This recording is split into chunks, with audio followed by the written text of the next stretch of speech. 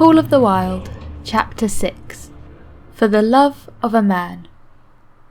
When John Thornton froze his feet in the previous December, his partners had made him comfortable and left him to get well, going on themselves up the river to get a raft of saw logs for Dawson. He was still limping slightly at the time he rescued Buck, but with the continued warm weather, even the slight limp left him. And here, lying by the river bank, through the long spring days, watching the running water, listening lazy to the songs of the birds and the hum of nature, Buck slowly won back his strength. A rest comes very good after one has travelled 3,000 miles, and it must be confessed that Buck waxed lazy as his wounds healed, his muscles swelled out, and the flesh came back to cover his bones. For that matter, they were all loafing, Buck, John Thornton, and Skeet and Nig, waiting for the raft to come that would carry them down to Dawson. Skeet was a little Irish setter, who early made friends with Buck, who, in a dying condition, was unable to resent her first advances. She had the doctor trait which some dogs possess, and as a mother cat washes her kittens, so she washed and cleaned and cleansed Buck's wounds. Regularly, each morning after he had finished his breakfast, she performed her self-appointed task, until he came to look for her ministrations as much as he did for Thornton's. Nig, equally friendly though less demonstrative, was a huge black dog, half bloodhound and half deerhound, with eyes that laughed and boundless good nature. To Buck's surprise, these dogs manifested no jealousy towards him. They seemed to share the kindliness and largeness of John Thornton. As Buck grew stronger, they enticed him into all sorts of ridiculous games, in which Thornton himself could not forbear to join, and in this fashion Buck romped through his convalescence and into a new existence. Love, genuine passionate love, was his for the first time. This he had never experienced at Judge Miller's, down in the sun-kissed Santa Clara Valley. With the judge's sons hunting and trampling, it had been a working partnership. With the judge's grandson, a sort of pompous guardianship, and with the judge himself, a stately and dignified friendship. But love that was feverish and burning, that was adoration, that was madness, it had taken John Thornton to arouse. This man had saved his life, which was something, but further, he was the ideal master. Other men saw to the welfare of their dogs from a sense of duty and business expectancy. He saw to the welfare of his as if they were his own children, because he could not help it. And he saw further. He never forgot a kindly greeting or a cheery word, and to sit down for a long talk with them. Gas, he called it, was as much his delight as theirs. He had a way of taking Buck's head roughly between his hands, and resting his own head upon Buck's, for shaking him back and forth, the while calling him ill names that to Buck were love names.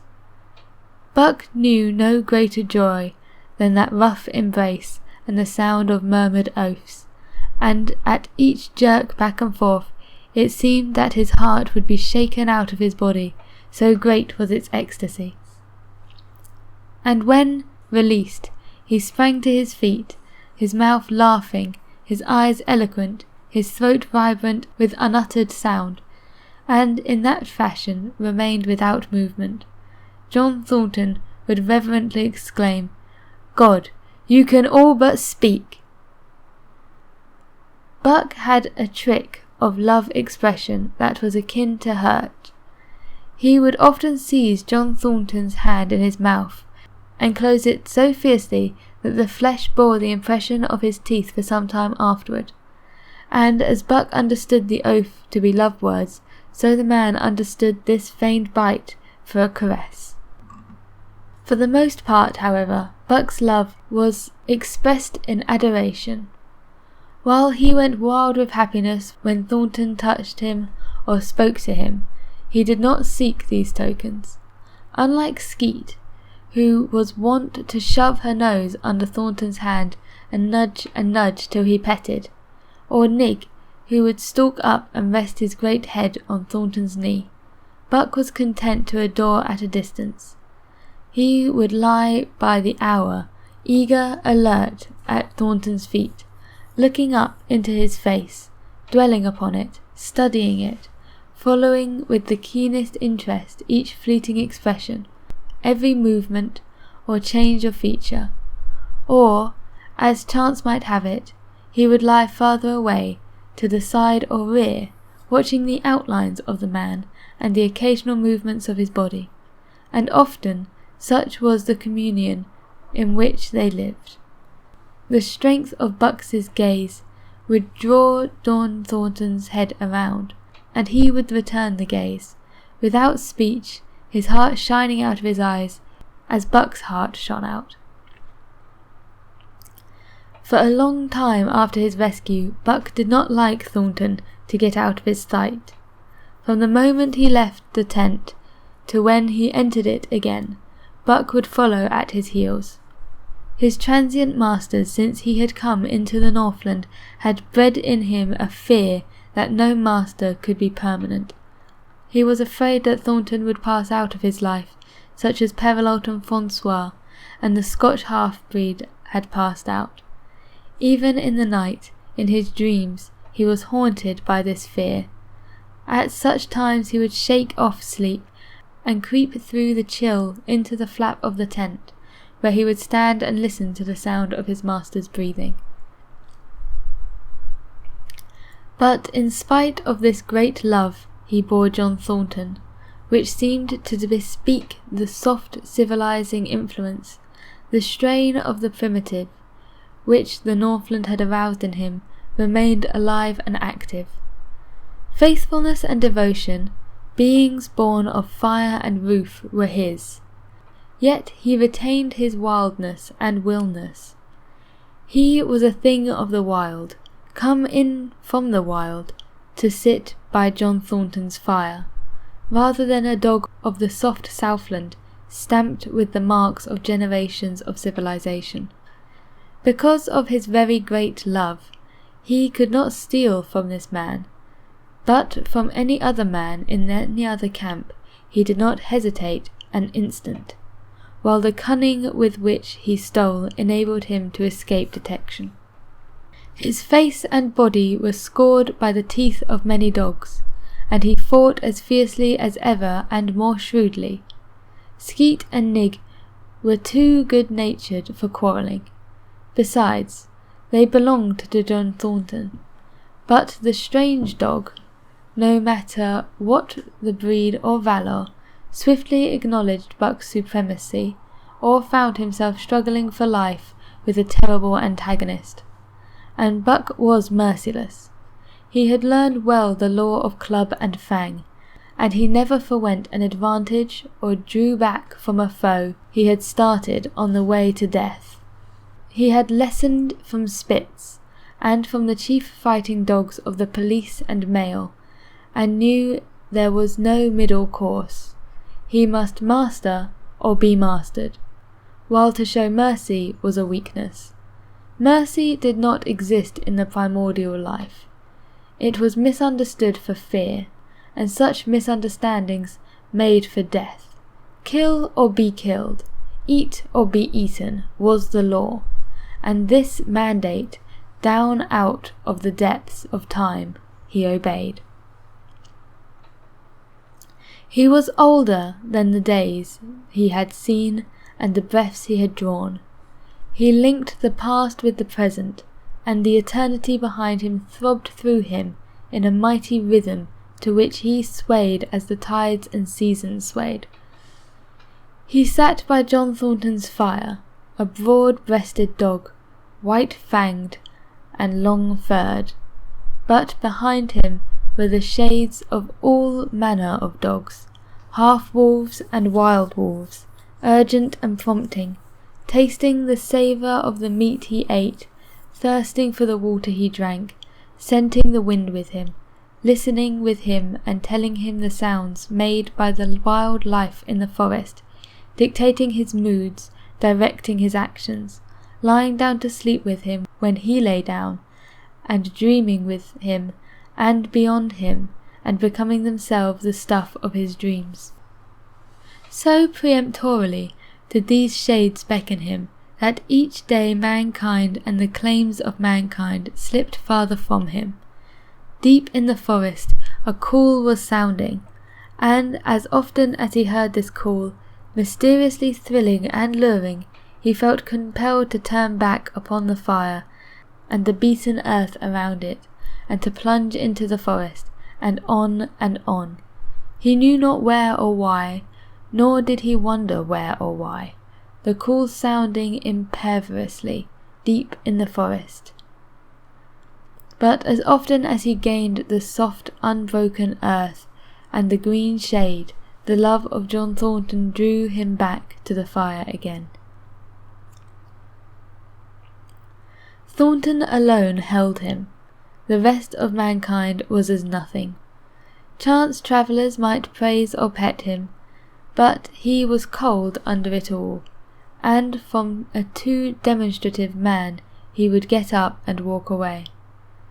When Thornton's partners, Hans and Pete, arrived on the long-expected raft, Buck refused to notice them till he learned that they were close to Thornton. After that he tolerated them, in a passive sort of way, accepting favours from them as though he favoured them by accepting. They were the same large type as Thornton, living close to the earth, thinking simply and seeing clearly, and ere they swung the raft into a big eddy by the sawmill at Dawson, they understood Buck and his ways, and did not insist upon an intimacy such as obtained with Skeet and Nig. For Thornton, however, his love seemed to grow and grow. He alone among men could put a pack upon Buck's back in the summer travelling. Nothing was too great for Buck to do when Thornton commanded. One day they had grub-stacked themselves from the proceeds of the raft and left Dawson for the headwaters of the Tana. The men and dogs were sitting on the crest of a cliff which fell straight down to naked bedrock 300 feet below. John Thornton was sitting near the edge, Buck at his shoulder. A thoughtless whim seized Thornton, and he drew the attention of Hans and Pete to the experiment he had in mind. "Jump, Buck," he commanded, sweeping his arm out over the chasm. The next instant he was grappling with Buck on the extreme edge, whilst Hans and Pete were dragging them back to safety. "It's uncanny," Pete said after it was over and they had caught their speech. Thornton shook his head. "No, it is splendid, and it is terrible too. Do you know, it sometimes makes me afraid. I'm not hankering to be the man that lays hands on you when he's around," Pete announced, conclusively nodding his head towards Buck. "Py jingo," was Hans' contribution. "Not mineself either." It was the Circle City, ere the year was out, that Pete's apprehensions were realised. Black Burton, a man evil-tempered and malicious, had been picking a quarrel with a tenderfoot at the bar, when Thornton stepped good-naturedly between. Buck, as was his custom, was lying in a corner, head on paws, watching his master's every action. Burton struck out, without warning, straight from the shoulder. Thornton was sent spinning, and saved himself from falling only by clutching the rail of the bar. Those who were looking on heard what was neither bark nor yelp, but something which is best described as a roar, as they saw Buck's body rise up into the air as he left the floor for Burton's throat. The man saved his life by instinctively throwing out his arm, but was hurled backwards to the floor with Buck on top of him. Buck loosed his teeth from the flesh of the arm and drove in again for the throat. This time the man succeeded only in partly blocking, and his throat was torn open. Then the crowd was upon Buck, and he was driven off. But while a surgeon checked the bleeding, he prowled up and down, growling furiously, attempting to rush in, and being forced back by an array of hostile clubs. The miners' meeting, called on the spot, decided that the dog had sufficient provocation, and Buck was discharged. But his reputation was made, and from that day his name spread through every camp in Alaska. Later on in the fall of the year, he saved John Thornton's life in quite another fashion. 3 partners were lining a long and narrow poling boat down a bad stretch of rapids on the 40-mile creek. Hans and Pete moved along the bank, snubbing with a thin manila rope from tree to tree, while Thornton remained in the boat, helping its descent by means of a pole and shouting directions to the shore. Buck, on the bank, worried and anxious, kept abreast of the boat, his eyes never off his master. At a particularly bad spot, where a ledge of barely submerged rocks jutted out into the river, Hans cast off the rope, and while Thornton poled the boat into the stream, ran down the bank with the end of his hand to snub the boat when it had cleared the ledge. This it did, and was flying downstream in a current as swift as a mill race, when Hans checked it, and the rope checked too suddenly. The boat flirted over, and snubbed into the bank bottom up, while Thornton, flung sheer out of it, was carried downstream towards the worst part of the rapids, a stretch of wild water in which no swimmer could live. Buck had sprung in on the instant, and at the end of 300 yards, amid a mad swirl of water, he overhauled Thornton. When he felt him grasp his tail, Buck headed for the bank, swimming with all his splendid strength. But the progress shoreward was slow. The progress downstream amazingly rapid. From below came the fatal roaring, where the wild current went wilder, and was rent in shreds and spray by the rocks which thrust through like the teeth of an enormous comb. The suck of the water, as it took the being from the last steep pitch, was frightful, and Thornton knew that the shore was impossible. He scraped furiously over the rock, bruised across a second, and struck a third with crushing force. He clutched its slippery top with both hands, releasing Buck, and above the roar of the churning water shouted, "Go, Buck, go!" Buck could not hold his own, and swept on down the stream, struggling desperately but unable to win back. When he heard Thornton's command repeated, he partially reared out of the water, throwing his head high as though for a last look, then turned obediently towards the bank. He swam powerfully and was dragged ashore by Pete and Hans, at the very point where swimming ceased to be possible and destruction began. They knew that the time a man could cling to a slippery rock in the face of that driving current was a matter of minutes, and they ran as fast as they could up to the bank to a point far above where Thornton was hanging on. They attached a line with which they had been snubbing the boat to Buck's neck and shoulders, being careful that it should neither strangle him nor impede his swimming, and then launched him into the stream. He struck out boldly, but not straight enough into the stream. He discovered his mistake too late, when Thornton was abreast of him, and a bare half-dozen strokes away, while he was being carried helplessly past. Hans promptly snubbed with the rope, as though Buck were a boat. The rope thus tightening on him in the sweep of the current, he was jerked under the surface, and under the surface he remained until his body struck against the bank and he was hauled out. He was half drowned, and Hans and Pete threw themselves upon him, pounding the breath into him and the water out of him. He staggered to his feet and fell down.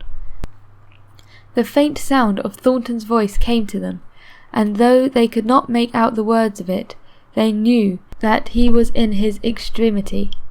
His master's voice acted on Buck like an electric shock. He sprang to his feet and ran up the bank ahead of the men to a point of his previous departure. Again the rope was attached, and he was launched, and again he struck out, but this time straight into the stream. He had miscalculated once, but he would not be guilty of it a second time. Hans paid out the rope, permitting no slack, while Pete kept it clear of coils. Buck held on till he was on a line straight above Thornton. Then he turned, and with the speed of an express train headed down upon him. Thornton saw him coming, and as Buck struck him like a battering ram, with the whole force of the comet behind him, he reached up and closed both arms around his shaggy neck. Hans snubbed the rope around a tree, and Buck and Thornton were jerked underwater, strangling, suffocating, sometimes one uppermost and sometimes the other, dragging over the jagged bottom, smashing against the rocks and snags. They were veered into the bank. Thornton came to, belly downward, and being violently propelled back and forth across a drift log by Hans and Pete. His first glance was for Buck, over whose limp and apparently lifeless body Nick was setting up a howl, while Skeet was licking the wet face and closed eyes.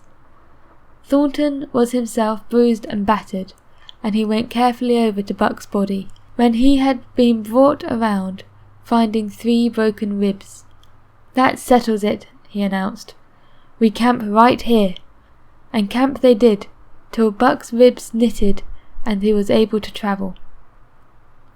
That winter at Dawson, Buck performed another exploit, not so heroic, perhaps, but one that put his name in many notches higher on the totem pole of Alaskan fame.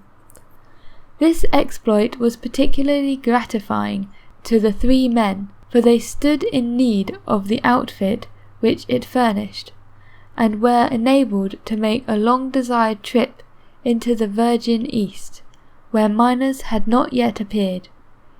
It was brought about by a conversation in the El Dorado saloon, in which men waxed boastful of their favourite dogs. Buck, because of his record, was the target of these men, and Thornton was driven stoutly to defend him. At the end of half an hour, one man stated that his dog could start a sled with 500 pounds and walk off with it. A second bragged 600 for his dog, a third 700. "Pooh, pooh," said John Thornton. "Buck can start 1,000 pounds. And break it out, and walk off with it for 100 yards, demanded Matthewson and Bonazana King, he of the 700 vaunt. "And break it out, and walk off with it for 100 yards, John Thornton said coolly. "Well," Matthewson said, slowly and deliberately so that all could hear, "I've got $1,000 that says he can't, and there it is." So saying, he slammed a sack of gold dust, the size of a bologna sausage, down upon the bar. Nobody spoke. Thornton's bluff, if bluff it was, had been called.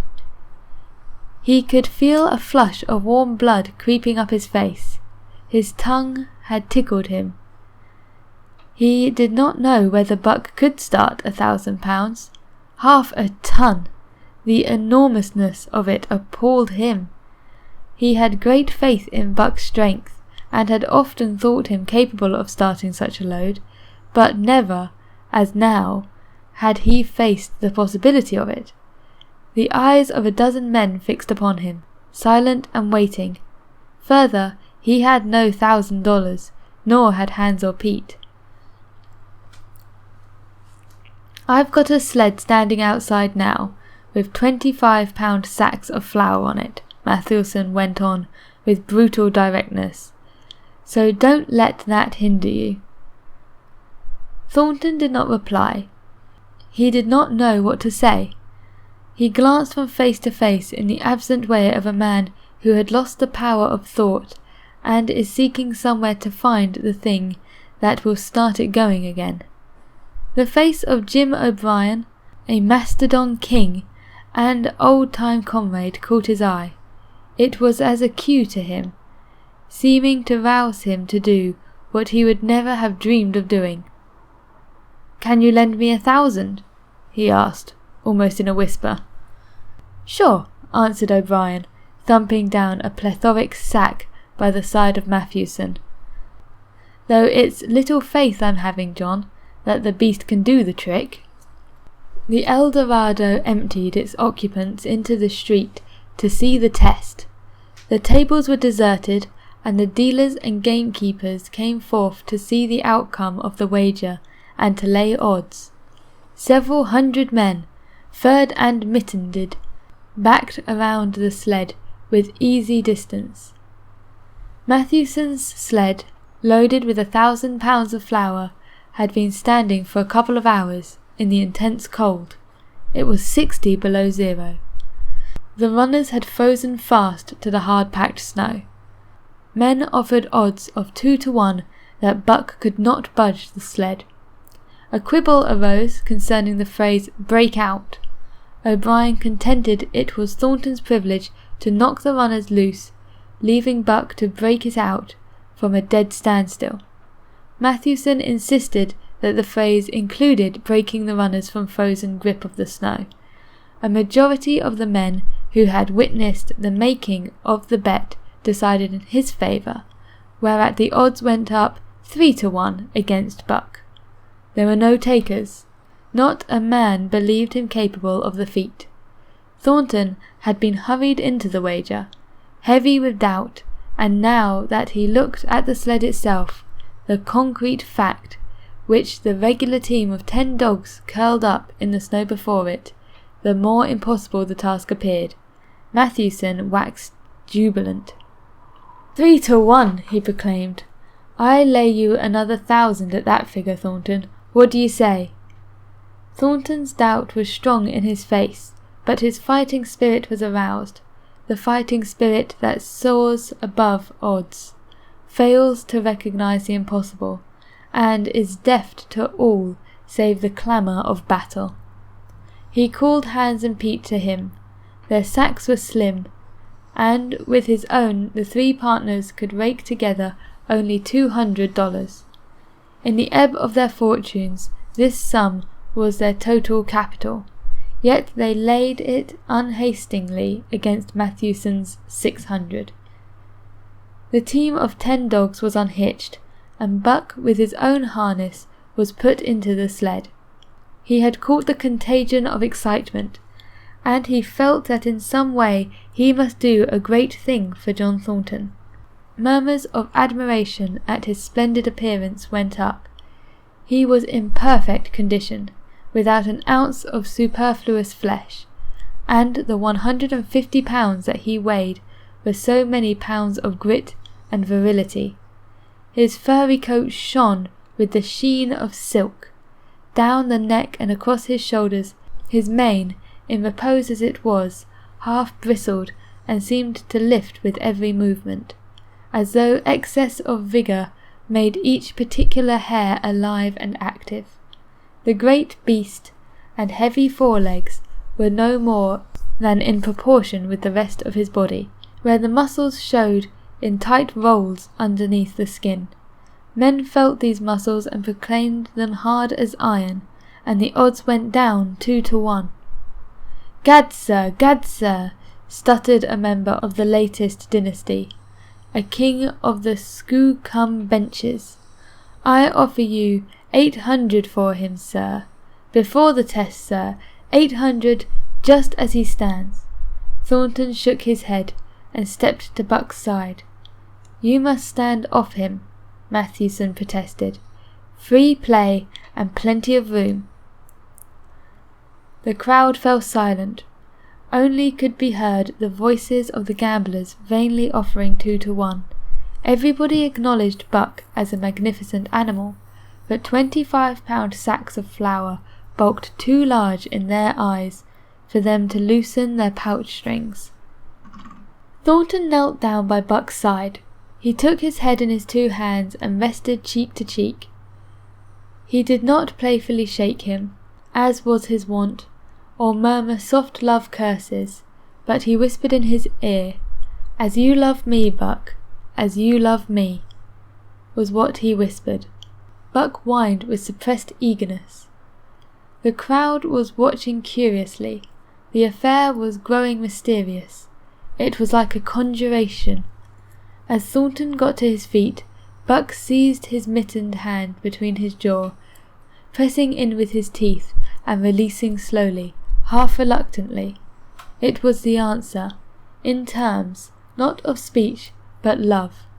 Thornton stepped well back. "Now, Buck," he said. Buck tightened the traces, then slackened them for a matter of several inches. It was the way he had learned. "Gee!" Thornton's voice rang out, sharp in the tense silence. Buck swung to the right, ending the movement with a plunge that took up the slack with a sudden jerk, arrested his 150 pounds. The load quivered, and from under the runners arose a crisp crackling. "Haw!" Thornton commanded. Buck duplicated the manoeuvre, this time to the left. The crackling turned into a snapping, and the sled pivoted, and the runners slipping and grating several inches to the side. The sled was broken out.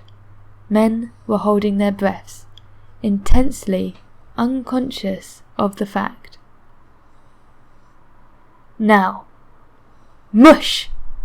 Thornton's command cracked out like a pistol shot.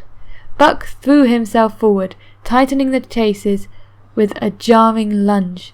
His whole body was gathered compactly together in the tremendous effort, the muscles writhing, the knotting like live things under the silky fur. His great chest was low to the ground, his head forward and down, while his feet were flying like mad, the claws scarring the hard-packed snow in parallel grooves. The sled swayed and trembled, half started forward. One of his feet slipped, and one man groaned aloud. Then the sled lurched ahead in what appeared a rapid succession of jerks, though it never really came to a dead stop again. Half an inch, 2 inches. The jerks perceptibly diminished as the sledge gained momentum. He caught them up, till it was moving steadily along. Men gasped and began to breathe again, unaware that for a moment they had ceased to breathe. Thornton was running behind, encouraging Buck with short, cheery words. The distance had been measured off, and as he neared the pile of firewood which marked the end of the 100 yards, a cheer began to grow, which burst into a roar as he passed the firewood and halted at command. Every man was tearing himself loose, even Matthewson. Hats and mittens were flying in the air, men were shaking their hands. It did not matter with whom, the bubbling over in a general incoherent babble. But Thornton fell on his knees beside Buck. Head was against head. He was shaking him back and forth. Those who hurried up heard him cursing Buck, and he cursed him long and fervently, and softly and lovingly. Gad, sir, spluttered Skookumbench King. I'll give you 1,000 for him. 1,000, sir. 1,200, sir. Thornton rose to his feet. His eyes were wet. The tears were streaming frankly down his cheeks. Sir, he said to the Skookumbench King. No, sir. You can go to hell, sir. It's the best I can do for you, sir. Buck seized Thornton's hand in his teeth. Thornton shook him back and forth. As though animated by a common impulse, the onlookers drew back to a respectful distance, nor were they again indiscreet enough to interrupt.